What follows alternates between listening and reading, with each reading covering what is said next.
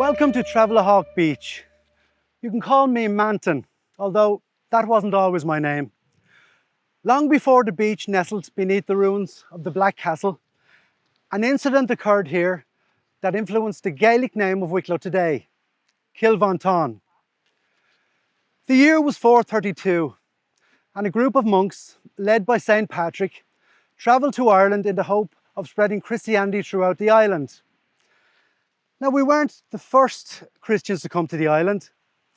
There had been a bishop by the name of Palladius here in Inverdee, sent by the Pope a year earlier.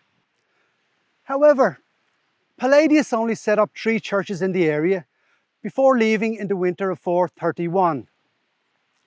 He departed after such a short stay as he found the Irish weather very harsh, and he found it impossible to communicate with the locals as he couldn't speak the Gaelic language.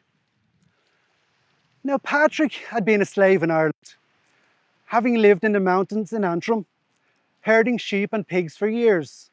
So not only was he prepared for the weather, but he had come to understand the language too.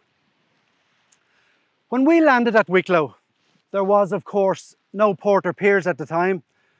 We simply sailed into the estuary and stopped at a rock near its entrance.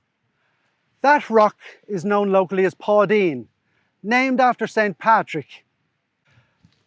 Atop a hill, near where the Church of Ireland now sits, lay the fort of the local chieftain called Nahi.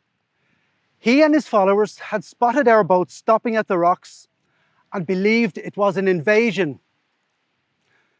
We set off again, unbeknownst that we were being watched, and we tried to come ashore here on Travalahawk Beach. But when we landed at the beach, we were met with force by Nahi's clan. So they pelted us with rocks, one of which hit me in the mouth, and as you can see, knocked out my front teeth. That's how I got the name Manton, which means gubby or toothless one. So we quickly jumped back into our boats and we set sail for a different part of Ireland.